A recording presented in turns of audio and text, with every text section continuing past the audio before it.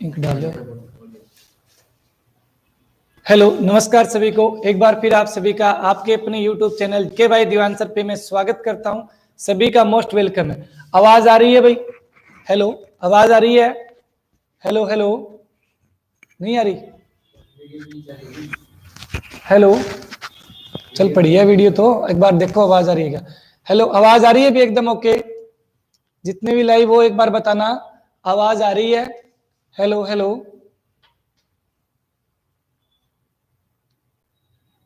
कोई कमेंट भी नहीं आ रही, रुके हुए हैं। हेलो, नमस्कार सभी को भाई। आवाज आ रही है तो एक बार बता दीजिए। हाँ जी, आवाज। जी सर, जी सर, जी सर, बिल्कुल आ गई। चलो चलो ओके। सभी का स्वागत है आप सभी का। जैसा आप सभी को पता है कि हमने पिछली क्लास के अंदर हरियाणा पंचायत ऑफिसर से संबंधित हरियाणा जीके के प्रश्न पढ़े थे, जो कि 2017 में पूछे गए थे, है ना। वो चीज हमने पढ़ी थी और वो थी मॉर्निंग शिफ्ट। आज वाला जो पेपर कर रहे हैं हम, ये है इवनिंग शिफ्ट, तो इंपॉर्टेंट हो जाता है पंचायत ऑफिसर वाले पेपर। वैसे देखे तो हरियाणा जीके में ना पंचायत ऑफिसर से जुड़े हुए पीछे कोई भी पर्सन नहीं है, लेकिन अभी एग्जाम के हिसाब से हम देखें भी पीछे जैसे ड्राइवर का पेपर हुआ तो ड्राइवर से संबंधित क्वेश्चन थे, कंडक्टर वाले में थे जरूर लेकिन कम थे, है ना। तो ये हम कह नहीं सकते श्योर कि आएंगे ग्राम सचिव से संबंधित या बात करें पंचायती राज से संबंधित। हो सकता है आ भी जाए, हो सकता है नहीं भी आए, लेकिन इस क्लास में हम हरियाणा जी के क्वेश्चन करेंगे। टॉप के जो क्वेश्चन है रहेंगे अपने जो पूछे गए हैं उनसे संबंधित टॉप के क्वेश्चन है वो पढ़ने वाले। बिल्कुल क्लास को शेयर कर दीजिए एक बार दबाकर। कौन कौन से प्रश्न पूछे गए थे वो उस पर हम बात करते हैं। सबसे पहली बात करें हम एक बार, बिल्कुल पहला प्रश्न आया था कि हरियाणा में पनघट से संबंधित गीतों में कौन सा रस प्रधान है। पनघट से संबंधित प्रश्न पूछा था कि पनघट से संबंधित जो गीत है उनमें कौन सा रस है, कौन सा रस है। ऑप्शन क्या थे? शांत रस, श्रृंगार रस, करुण रस, वीर रस, ये ऑप्शन थे। तो राइट आंसर क्या रहेगा? श्रृंगार रस। तो कौन सा रस प्रधान है? श्रृंगार रस। तो याद रहे, कल को दोबारा क्वेश्चन आ जाए कि हरियाणा के पनघट के जो गीत हैं उनमें कौन सा रस विद्यमान है, तो करेंगे श्रृंगार रस। Very very important. बिल्कुल बिल्कुल बिल्कुल।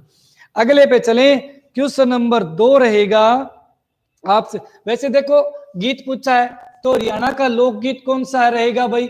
वैसे देखिए हरियाणा का अपने जो लोकगीत है कौन सा गीत रहेगा? हरियाणा का राजकीय गीत कौन सा है? राजकीय बोले हम तो गीत कौन सा रहेगा? एक बार जरा करना कमेंट। राजकीय गीत वैसे प्रॉपर कोई गीत तो नहीं है, लेकिन है ना राजकीय अगर बात करें हम अपने नृत्य की, है ना, नृत्य की, तो नृत्य के रूप में हम बोल सकते हैं कि हरियाणा का राजकीय नृत्य सांग है ना। हरियाणा का राजकीय नृत्य कौन सा है? सांग है। तो याद रहे हरियाणा का राजकीय नृत्य सांग है। बिल्कुल बिल्कुल। अगले क्वेश्चन पे चलते हैं। क्वेश्चन नंबर 2 ये अगला क्वेश्चन आपके सामने। हरियाणा में असहयोग आंदोलन किस वर्ष शुरू हुआ था? तो भाई तारीख तो वही रहेगी, कौन सी? 2020। क्वेश्चन में ऑप्शन में ये 2025, 30, 20, 18, तो 1920 में ही असहयोग आंदोलन हरियाणा में शुरू हुआ था। इसमें इंपॉर्टेंट बात क्या है? इंपॉर्टेंट बात ये रहेगी, जैसे इसमें पूछा हुआ केवल आंदोलन शुरू हुआ, तो इसमें है ना आपको ये ध्यान में देना है कि ये आंदोलन है ना स्टार्टिंग में हरियाणा के 15 फरवरी को यानी 1920 में ये शुरू हुआ था भिवानी से। महात्मा गांधी भिवानी आए थे। किस तारीख को भिवानी आए थे? तो 15 फरवरी। 16 फरवरी को महात्मा गांधी कलानौर गए थे। कहाँ पे? कलानौर।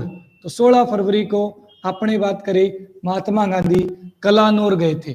और 17 फरवरी को महात्मा गांधी बात करें रोहतक पहुंचे थे। तो ये स्टार्टिंग में यहाँ से गांधी ने शुरुआत की थी, मतलब हरियाणा में आए थे उस दौरान।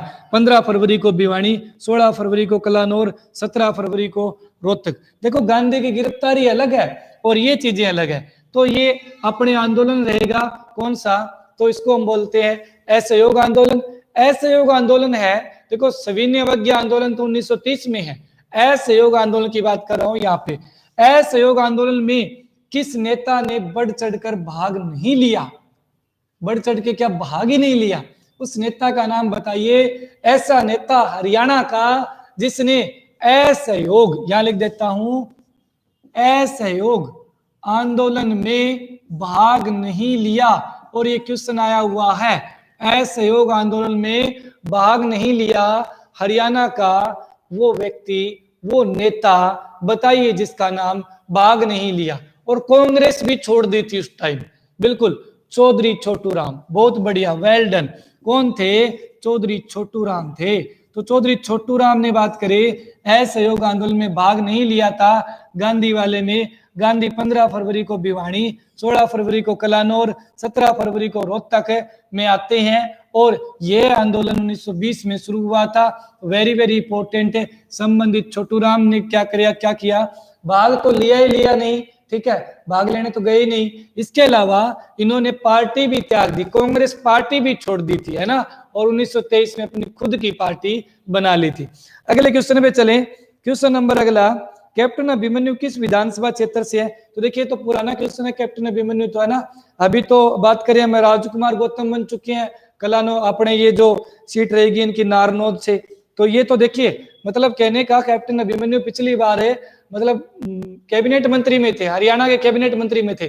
तो आप भी अभी जो जितने भी मंत्रिमंडल है इसकी वीडियो मैंने बना रखी है, और वीडियो ऊपर यहाँ पर बेल आइकन में भी डाल दूंगा क्लास खत्म होने के बाद में, जरूर देख लेना मंत्रिमंडल का विस्तार किसके पास कौन सा विभाग है और कौन सा उसका चुनाव क्षेत्र है। वेरी वेरी इंपॉर्टेंट हो जाते हैं चीजें।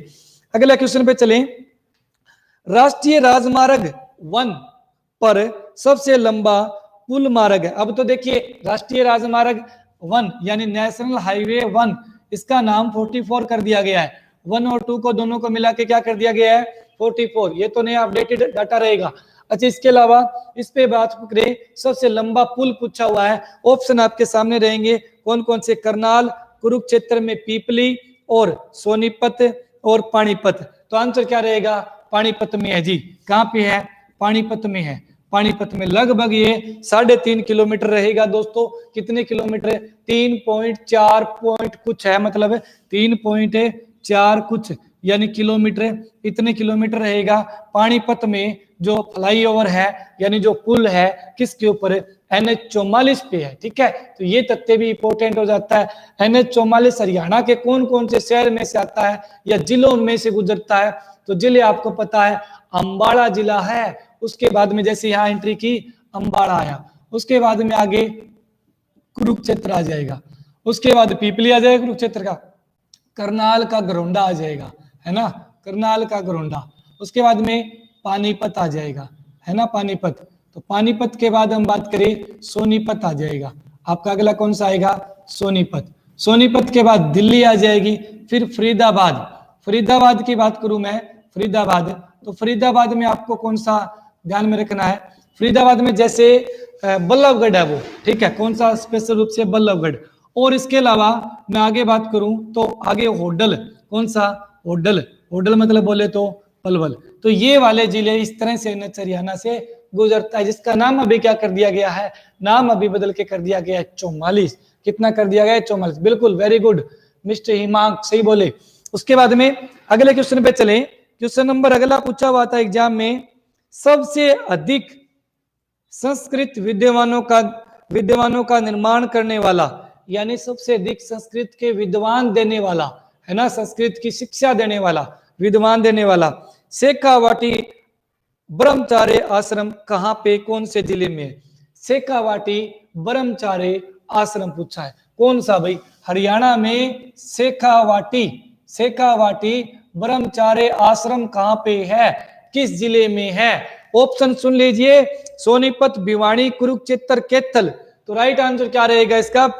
राइट आंसर सुन लीजिए ऑप्शन दोबारा, सोनीपत, भिवानी, कुरुक्षेत्र और कैथल। राइट आंसर रहेगा भिवानी। और भिवानी में ये दोस्तों 1968 को स्थापित हुआ था। कब हुआ था? 1968 को ये भिवानी जिले में स्थापित हुआ था।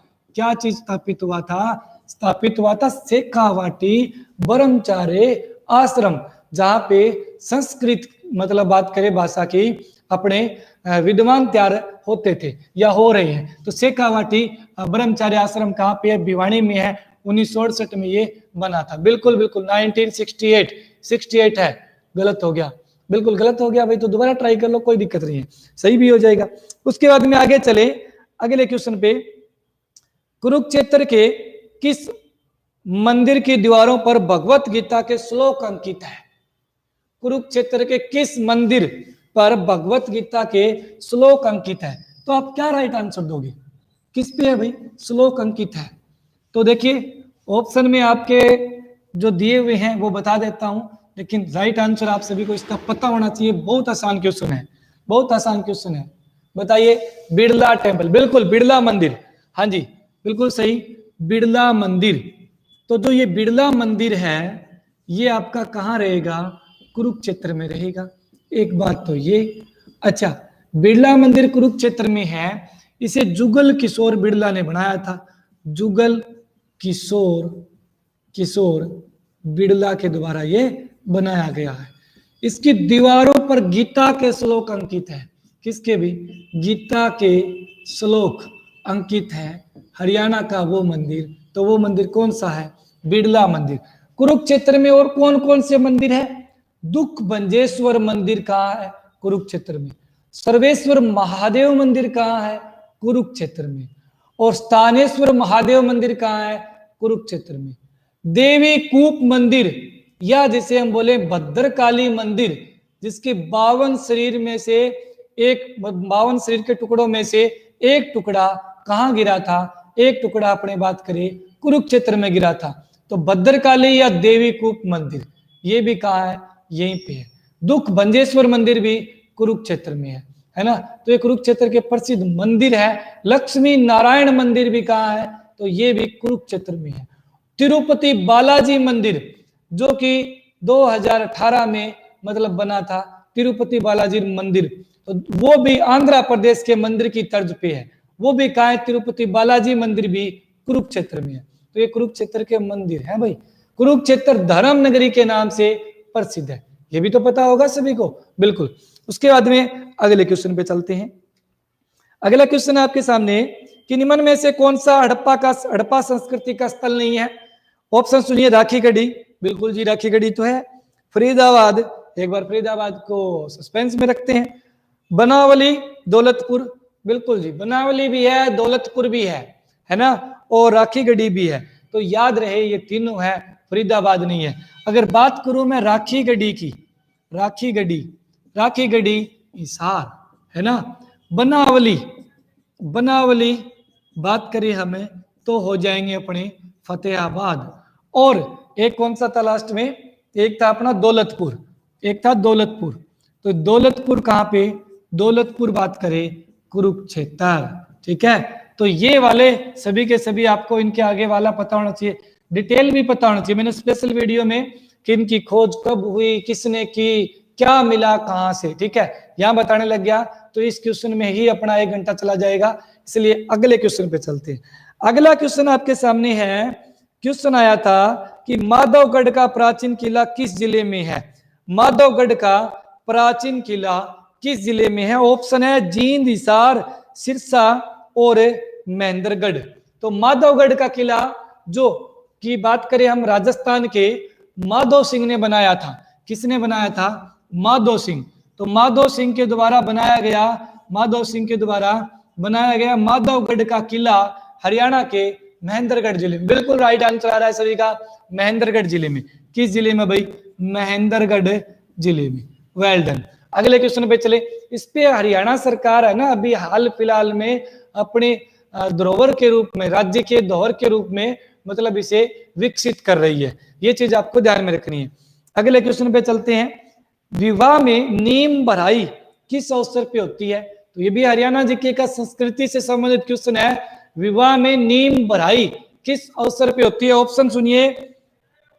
द्वार पे दूल्हे के आगमन के समय, विदाई के समय, सगाई के समय और बात के समय। तो किसके समय होती है? जब बात के द्वार पे दूल्हा आता है उसके स्वागत में नीम भराई होती है। नीम भराई कब होती है? जब दूल्हा द्वार पे आता है ना, द्वार मतलब गेट पे आता है, तब नीम भराई होती है। और मेरे हिसाब से अगर नौकरी नहीं लगी तो ये नीम भराई वाली रस्म है अपने को केवल पढ़ने को मिलेगी। भाई मेरे अच्छे से पढ़ लेना, ठीक है। और इसको अगर देखना चाहते हो तो और अच्छे से पढ़ लेना, देख भी सकते हो, ठीक है, वो आप पे डिपेंड करता है। बिल्कुल बिल्कुल, हाँ जी। दूल्हे का सेहरा सुहाना लगता है। अच्छा, सुहाना लगता तो है, ठीक है, गाने में ही लगता है, रियल में जब पहन लोगे उसके बाद पता लगेगा कैसा होता है। और बात करें ना पहनोगे, देखो ये वो चीज है, खाए तो पछताए, ना खाए तो भी पछताए, या देखे तो पछताए, ना देखे भी तो भी पछताए। एक बार की बात कहूं, जैसे मतलब एक जोक है कि जैसे अपने एक मेला लगा हुआ था, मेले में एक बात करें इस तरह से टेंट लगा हुआ था, ऊपर साफ लिख दिया देखे तो पछताए, ना देखे तो पछताए। तो उस टेंट में क्या है कि लोग आते जाते देखते भी है क्या, देख तो लें एक बार, ऐसी बात लिख दी ऊपर, देखे तो पछताए, ना देखे तो पछताए, है क्या ऐसी चीज। तो भाई अंदर गए, टिकट लेनी पड़ती है, पैसे लगेंगे। अंदर गए तो अंदर दो गधे खड़े थे, ठीक है, अंदर दो गधे खड़े कर रखे थे, केवल ही देख कर बाहर आ जाओ। तो भाई फिर आप बाहर आने के बाद वही हुआ ना, भी देख लिया, पैसे लगे, पछताए, और ना देखते तो भी पछताते, है ना, भी अंदर पता नहीं क्या कौन खड़ी थी, है ना, और यहाँ पे लगा के अंदर गधे खड़े थे। तो वो बात है, बिल्कुल बिल्कुल। चलो आगे चलते हैं। चलो एक बात बताइए, हरियाणा में गधों की संख्या सर्वाधिक कहाँ पे है? क्वेश्चन आपका लगता है, एक मैं पूछ लेता हूं इससे लगातार ही, हरियाणा में गधों की संख्या सर्वाधिक कहाँ पे है? बताइए बताइए शाबाश, क्वेश्चन पूछ लिया। ये क्वेश्चन ग्राम सचिव में आ गया, समझ लो ये क्वेश्चन ग्राम सचिव में आ गया, ठीक है। सर्वाधिक गधों की संख्या हरियाणा में किस जिले में है?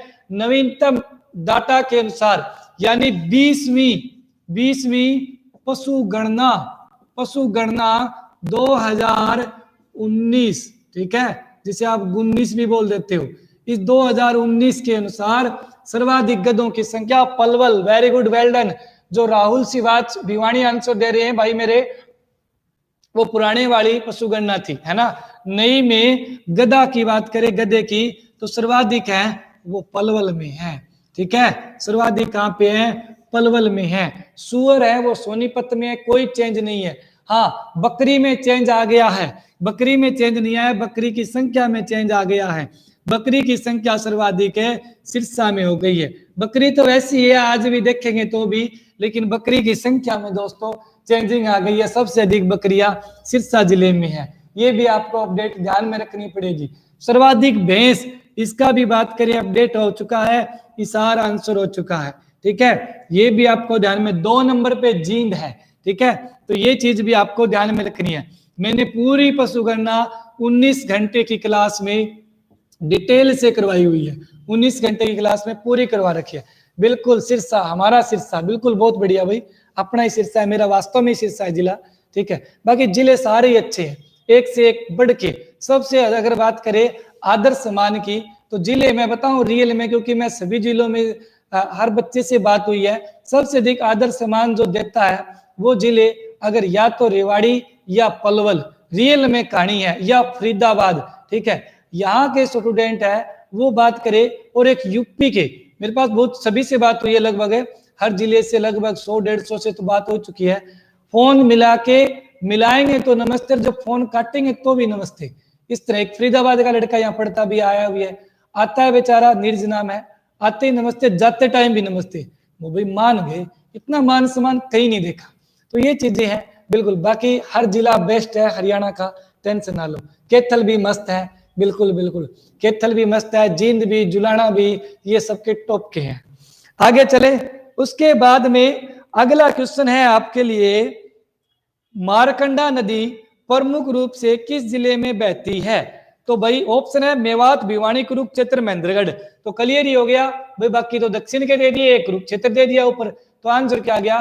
कुरुक्षेत्र, है ना। कौन सी नदी? मारकंडा नदी। जरा बताना मारकंडा नदी की लंबाई कितनी है? नदी का नाम मारकंडा। तो ये आपकी मारकंडा नदी, यहाँ पे थोड़ा सा एक रूप सा दे देते हैं मैप का, ठीक है, ये आपके सामने मान लो टूटा फूटा मैप है। कई तो कह देंगे मैप भी नहीं बनाना आता, क्या पढ़ाता है, ठीक है। भाई यहाँ पर अपने फोटो खिंचाने के लिए नहीं आया, मैं समझाने के लिए आया हूँ।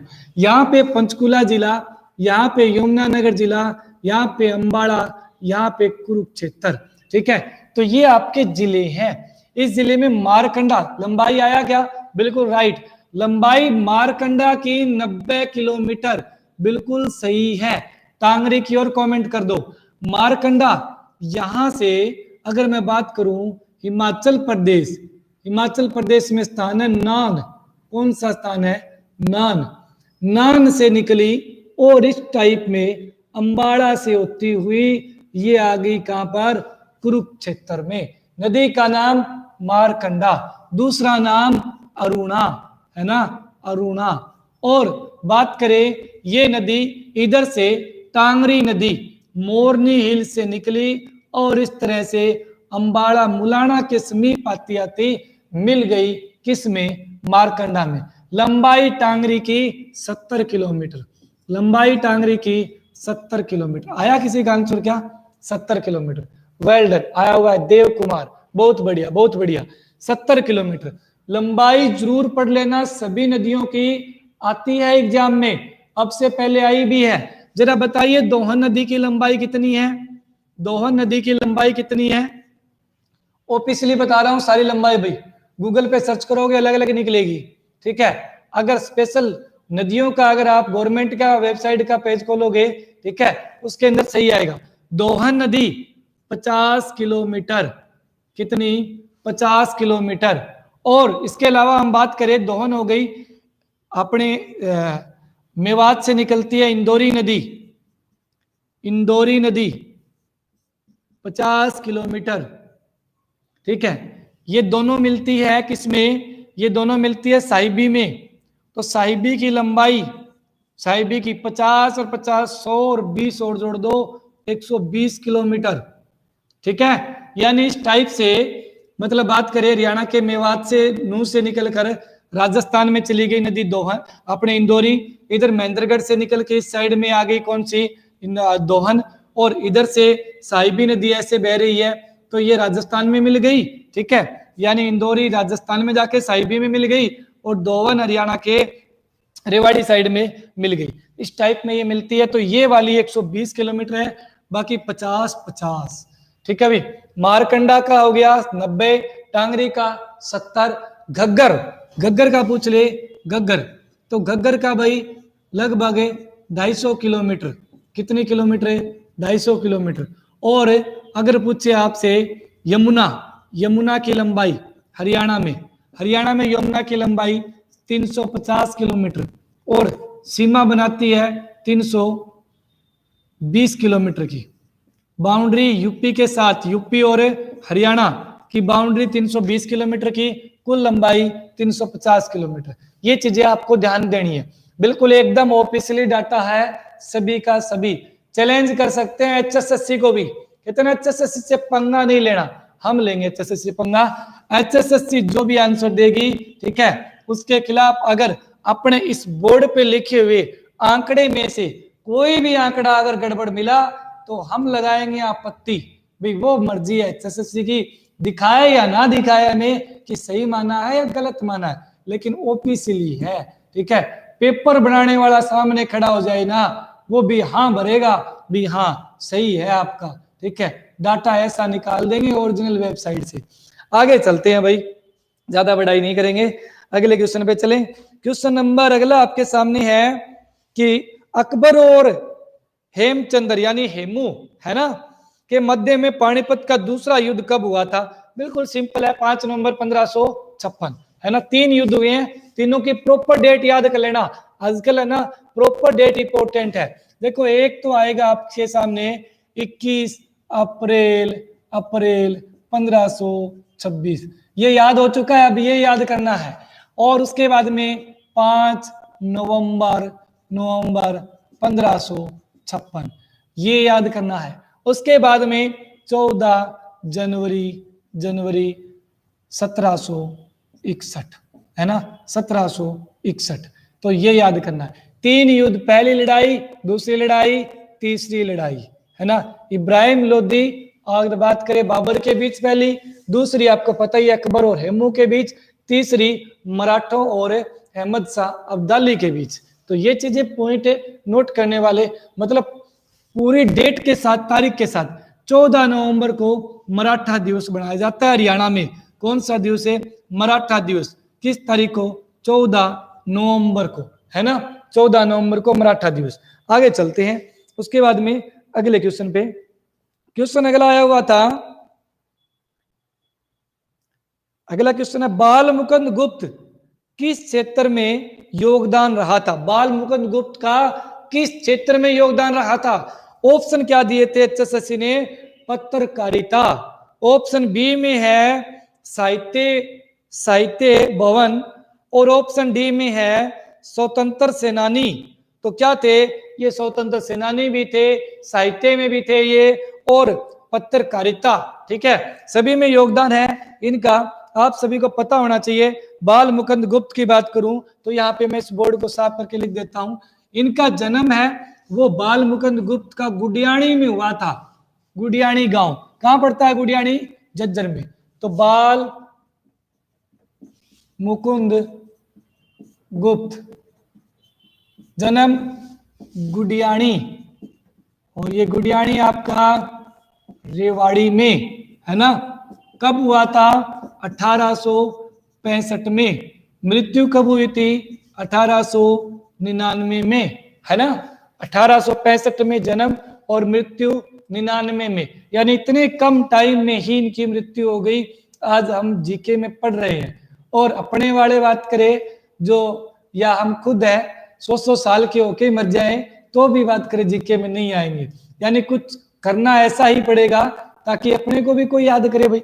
तो ये चीजें हैं, ठीक है। इनका एक फेमस मतलब क्या है? पत्थर शिव शंभू का चिट्ठा, है ना। अच्छा मेरे को बता दीजिए, शिव शंभू का जो चिट्ठा है, ये सभी ने मतलब क्या है पढ़ा हुआ ये क्वेश्चन, कि ये चिट्ठा शिव शंभू का चिट्ठा बाल मुकुंद गुप्त का है। चलो जी है, मान ली बात है। ये बताइए ना, ये किस पे लिखा था इन्होंने? बाल मुकुंद गुप्त ने शिव शंभू का चिट्ठा किस पर लिखा था? किस अधिकारी पे लिखा था? तुक्का मारिए, उस समय वायसराय कौन थे? सही जाएगा, बताइए बताइए, थोड़ा सा सोच लीजिए। बिल्कुल हाँ, भारत प्रताप भी है, बिल्कुल है। और बहुत अच्छा पढ़ा रहे हो श्रीमान जी। अच्छा चलो, आप बहुत अच्छा पढ़ने वाले भी बनो, ठीक है, तभी कामयाबी है भाई, है ना। बिल्कुल, शिव शंभू का चिट्ठा ये है ना लॉर्ड कर्जन पे है। किस पे है? लॉर्ड कर्जन पे, ठीक है। यानी कर्जन बाद में थे, है ना। जब भारत मतलब बात करें 1905 में अगर बात करें हमें, तो भारत जो विभाजन हुआ था बंगाल का, तब की बात। यानी ये उन्होंने लिख दिया था पहले, यानी कर्जन पे। लेकिन ये सन तो अलग है, तारीख तो, इसको तो हम एक बार भूल ही सकते हैं, ये याद करवाने के लिए बताइए। कर्जन पे इन्होंने मतलब लिखा था शिव शंभू का चिट्ठा। एग्जाम में कल को पूछ लिया जाए, हरियाणा के गुडियाणी रेवाड़ी में जन्मे, है ना, गुडियाणी रेवाड़ी में जन्मे बाल मुकुंद गुप्त के द्वारा लिखित शिव शंभू का चिट्ठा किस पर था? तो किस पे था? लॉर्ड कर्जन पे। आपको इतना बड़ा लिखा आ जाएगा, छोटा लिख देंगे, ठीक है। बिल्कुल बिल्कुल, हाँ जी, कर्जन पे शिव शंभू का चिट्ठा, याद रहे, बहुत मोस्ट। अगले प्रश्न पे चले, ठीक है। वैसे एक दो और भी इनके ना, अखबार ए चुनार, यहां लिख देता हूं,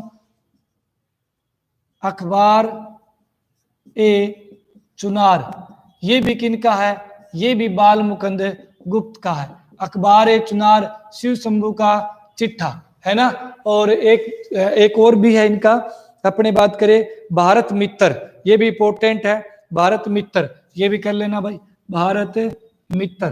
तो ये इनकी कुछ पत्र पत्रिका बड़े पत्र है, भारत मित्र और अखबार ए चुनार, शिव शंभू का चिट्ठा। बिल्कुल बिल्कुल, अखबार ए चुनार, वेल डन। आगे चले, क्वेश्चन नंबर अगला है कि बीबीपुर और नजफगढ़ झील हरियाणा के किस प्रकार की प्राकृतिक झील है? तो एक बात तो याद रखिए कि बीबीपुर और नजफगढ़ झील प्राकृतिक झील है ना। बीबीपुर झील और नजफगढ़ झील ये शिवालिक पहाड़ी क्षेत्र में है, अरावली पहाड़ी क्षेत्र में है, मैदानी क्षेत्र में है या रेतीले क्षेत्र में है? तो ये मैदानी क्षेत्र की है।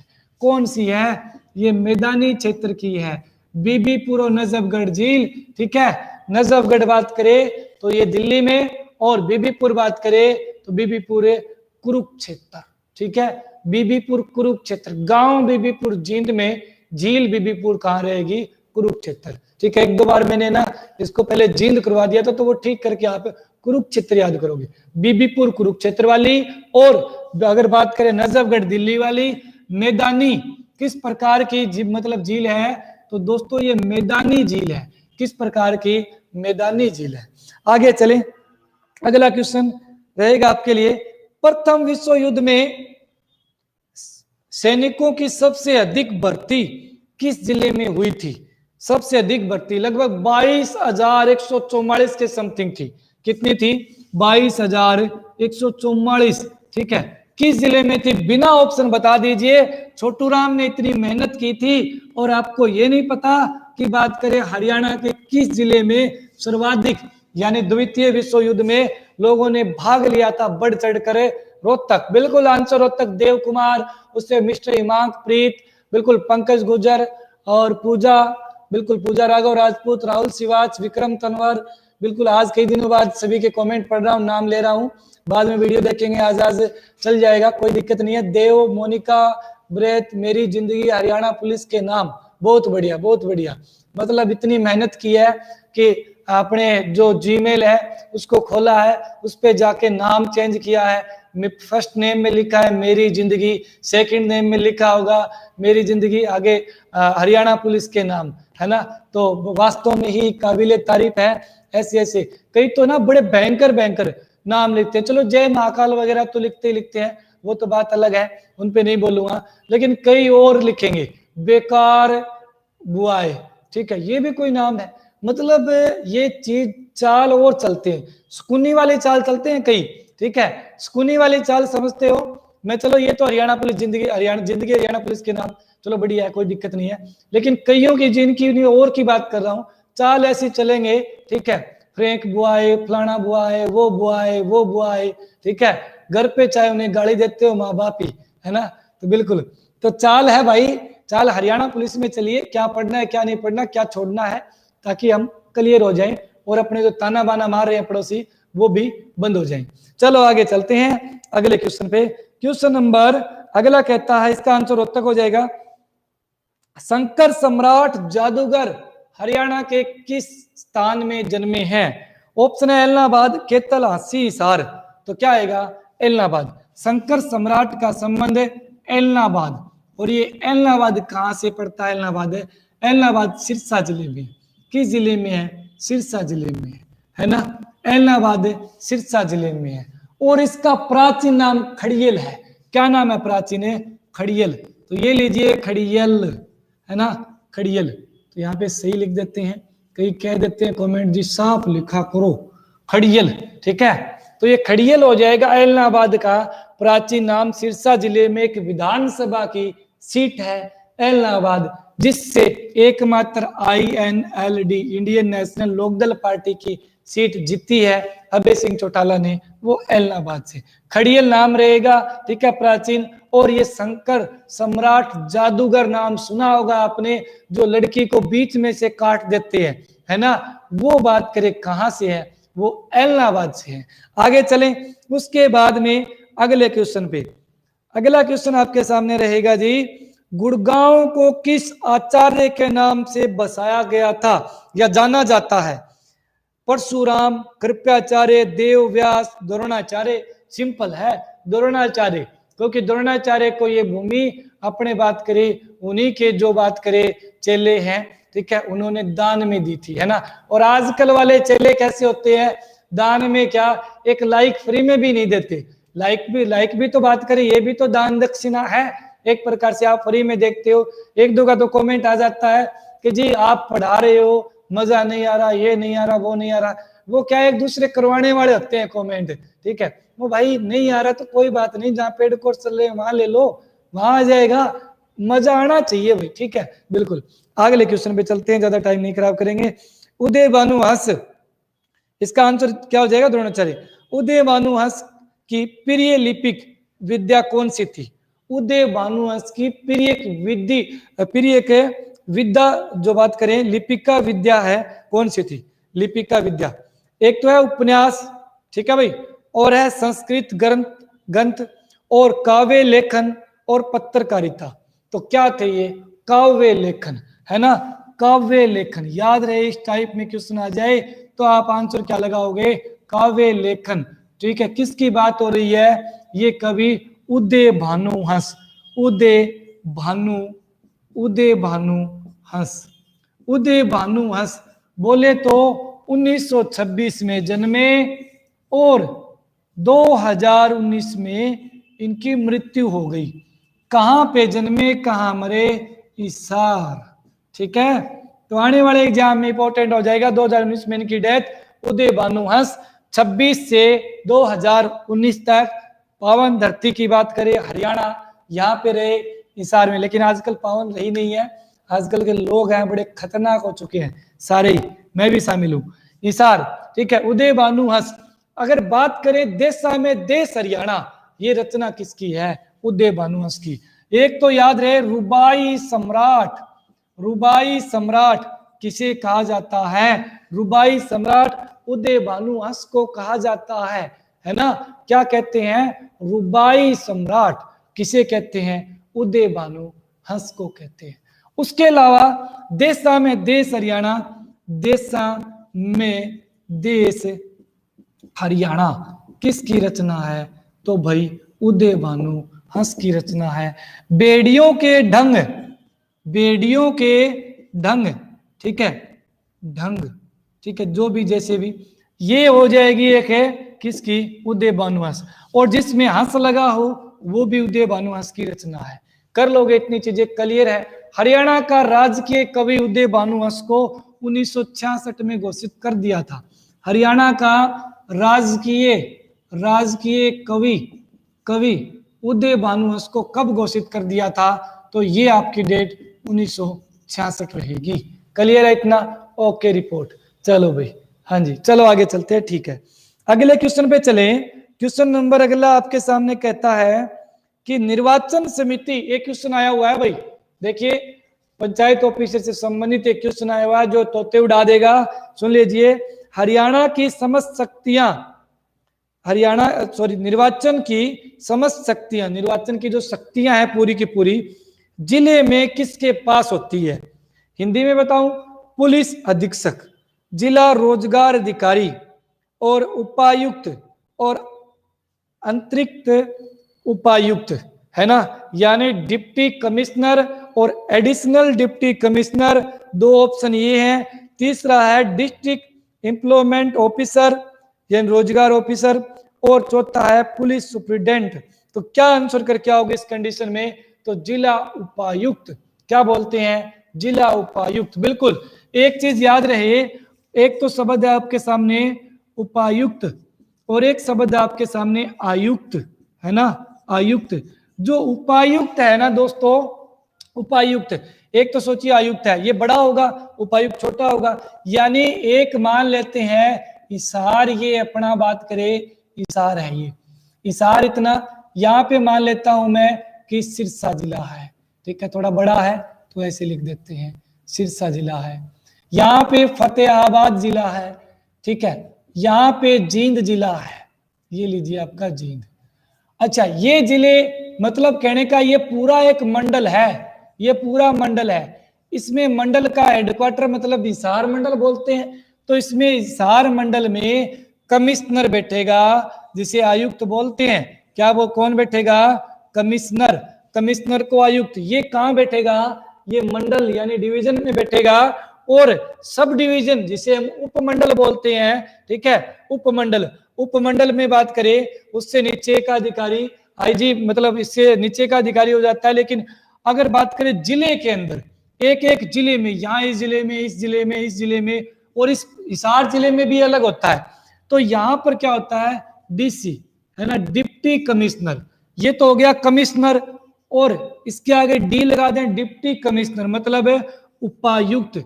तो उपायुक्त डिप्टी कमिश्नर को ही बोलते हैं। एचएसएससी के लिए आपका बेंच चाहिए, एचएसएससी देखो अपना बेंच चला हुआ है, मैं कभी ऐड नहीं करता, कभी नहीं बोलता, ठीक है। आप जा सकते हो www.mehtaclasses.in, ठीक है, वहां जाके आप परचेज कर सकते हो, ठीक है भाई। आगे चलते हैं, उसके बाद में ये आप एक नंबर लिख लीजिए, इस पे कॉल कर लेना भाई, 8803828000, ठीक है। कल फोन करोगे आपका उठा लेंगे यहाँ से। अगला देखिए, अगला क्वेश्चन, बाकी कोर्स वगैरह का जिक्र ना किया करो भाई, ठीक है, क्योंकि इससे क्या है कि बहुत ज्यादा गलत इफेक्ट प्रभाव पड़ता है ना। जब हम करते हैं तब पड़ता है, जब दूसरे करते हैं तब नहीं पड़ता। चलो भाई अगले पे चलें। क्वेश्चन नंबर अगला है, धार्मिक और ऐतिहासिक स्थल कोल किस जिले में है? बताइए भाई, धार्मिक और ऐतिहासिक स्थल कोल किस जिले में है? कौन सा भाई? कोल। यहां लिख दूं शब्द, ये आपके सामने शब्द है, धार्मिक और ऐतिहासिक स्थल है कोल, हरियाणा के किस जिले में है? ऑप्शन है कुरुक्षेत्र, कैथल, और रहेगा आपका भिवानी, और रहेगा आपका ऑप्शन हिसार। बताइए कोल किस जिले में है? Very good, well done well done. Answer आ रहा है कैथल। अब सोचिए जिसका सही नहीं है, सही नहीं है जिसका, उसको फायदा हो रहा है कि नहीं हो रहा? जिसका सही आ रहा है उसको और भी पढ़ने को मिल रहा है कि नहीं मिल रहा? मिल रहा है। तो भाई मेरे चैनल को लाइक भी अपने सब्सक्राइब भी कर लेना। कैथल, ठीक है भाई, हाँ जी बिल्कुल कैथल हो गया, कोल मतलब कैथल में है। अगला चले हम अगले क्वेश्चन पे। अगला क्वेश्चन है, पुरातात्विक या पुरातत्व से संबंधित मितातल किस जिले में है? तो सिंपल है, मितातल कहाँ है? भिवानी में। 1967-8 में इसकी स्थापना हुई, 1967-68 में इसकी मतलब स्थापना क्या, सॉरी खोज हुई, किसकी? मिताथल, मिताथल। तो ये मिताथल है, ये आपका भिवानी में रहेगा। कहाँ रहेगा? भिवानी में रहेगा, है ना, भिवानी में रहेगा। वेरी वेरी इंपॉर्टेंट क्वेश्चन है, भिवानी में रहेगा, याद कर लेना अच्छे से। और अगर बात करूं मैं तो एक्स्ट्रा इसके अलावा कुषाण कालीन है, यहाँ से सिक्के प्राप्त हुए हैं। किस कालीन? कुषाण कालीन, ठीक है, कुषाण कालीन। जैसे मौर्य कालीन आए ना, मौर्य कालीन, मौर्य कालीन अवशेष, तो मौर्य कालीन अवशेष हिसार और इसके अलावा फतेहाबाद, ठीक है, हिसार और फतेहाबाद, ये आपका रहेंगे। अपने बात करें जो मौर्य कालीन है वो वाले यहाँ से हिसार और फतेहाबाद। कुषाण कालीन मिताथल भिवानी, ठीक है। 1967-8 सूरज भान के द्वारा, किसके द्वारा इसकी खोज का श्रेय जाता है? किसे? सूरज भान को, ठीक है, सूरज भान को इसका श्रेय जाता है। थोड़ी डाल लेता हूं भाई।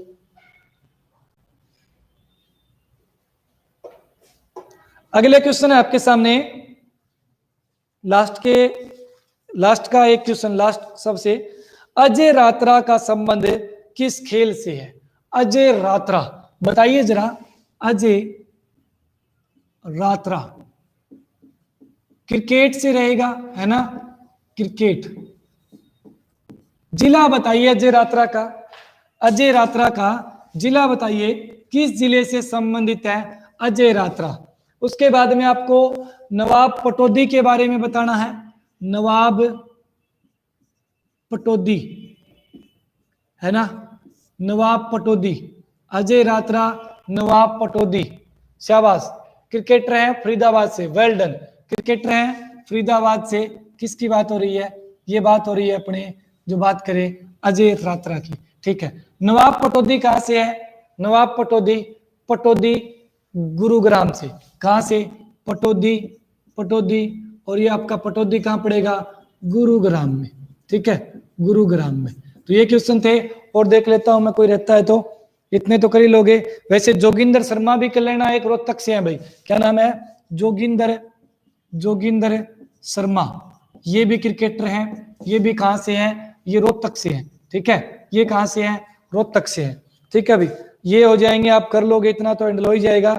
और एक जोगिंदर राव है, वो गुड़गांव से है, जोगिंदर राव, यहां लिख देता हूं, जोगिंदर, यहाँ जोगिंदर है ना, ये लीजिए मात्रा छोटी, जोगिंदर राव, ये भी क्रिकेटर हैं। ये अपने कहां से रहेंगे?